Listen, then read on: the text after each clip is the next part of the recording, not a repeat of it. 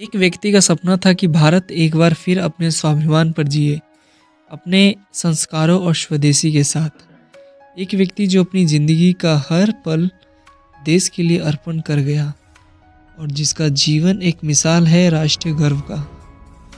राजीव दीक्षित जी, जिन्हें हम अपने स्वदेशी के रखवाले के रूप में याद करते हैं। उनका जन्म 30 नवंबर 1967 को उत्तर प्रदेश के अलीगढ़ के एक छोटे से गांव नाहा में हुआ। उनके पिता का नाम राधेश्याम दीक्षित और माता का नाम मिथिलेश दीक्षित था। राजीव जी ने अपने गांव में ही शुरुआती शिक्षा पाई और आईआईटी कानपुर से बीटेक किया।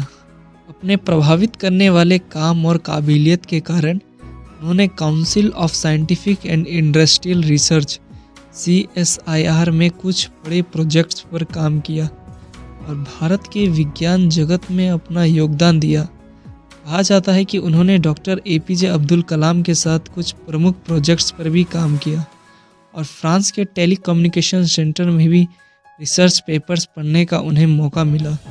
ये सब उनकी एकेडमिक और प्रोफेशनल लाइफ के हाइलाइट्स हैं जो उनकी काबिलियत और डेडिकेशन को दिखाते हैं। राजीव दीक्षित जी के जीवन का एक टर्निंग पॉइंट था 1984 का भोपाल गैस त्रासदी, जो उनके अंदर देशभक्ति और देश के प्रति समर्पण की भावना को और भी मजबूती से जगाता है। भोपाल गैस त्रासदी ने उनके अंदर विदेशी कंपनियों के खिलाफ एक आवाज़ उठाने का प्रेरणा दिया और यहाँ से उन्होंने देश के हित में अपना जीवन समर्पित कर दिया। राजीव दीक्षित जी भगत सिंह, उधम सिंह और चंद्रशेखर आज़ाद जैसे क्रांतिकारी सेनानियों से प्रभावित हुए। इन क्रांतिकारी सेनानियों से प्रेरणा लेते हुए उन्होंने आज़ादी बचाओ आंदोलन की शुरुआत की और भारत की असली समस्याओं पर लोगों को जागरूक करने का काम किया। उनका कहना था कि भारत में असली विकास तब होगा जब देश अपने स्वदेशी और संस्कृति मूल्यों पर आधारित रहेगा।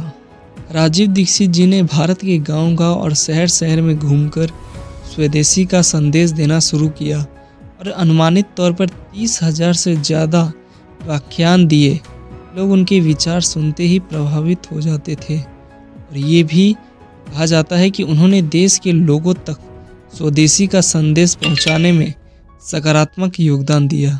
2009 में बाबा रामदेव से मुलाकात के बाद दोनों ने भारत स्वाभिमान आंदोलन की स्थापना की और राजीव दीक्षित जी ने राष्ट्रीय महासचिव के रूप में देश भर में स्वदेशी का संदेश फैलाया।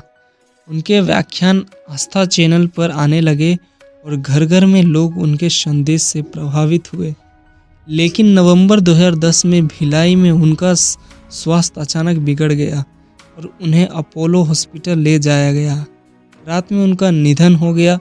उनकी मौत के आसपास कुछ अनसॉल्व प्रश्न हैं क्योंकि पोस्टमार्टम नहीं किया गया और उनका अंतिम संस्कार हरिद्वार में तुरंत कर दिया गया। उनकी मौत का राज आज भी कई लोगों के लिए एक मिस्ट्री बनी हुई है और कुछ लोग इसे कॉन्स्पायरेसी भी मानते हैं, जबकि इस पर अब तक कोई फाइनल सबूत नहीं मिला है। राजीव दीक्षित जी का जीवन एक मिसाल है देश के प्रति समर्पण का। उन्होंने अपने विचारों और उनके स्वदेशी सपने को जीवित रखा और जो आज भी हमारे बीच जिंदा है। ये हम सबकी जिम्मेदारी है उनके सपने को जीवित रखा जाए और भारत को एक स्वाभिमान और स्वदेशी देश बनाया जाए। राजीव दीक्षित जी सिर्फ एक व्यक्ति नहीं, एक सोच है। उन्होंने स्वदेशी और स्वाभिमान का सपना देखा। अभी हमारा फ़र्ज़ है कि हम उस सपने को सच बनाएं।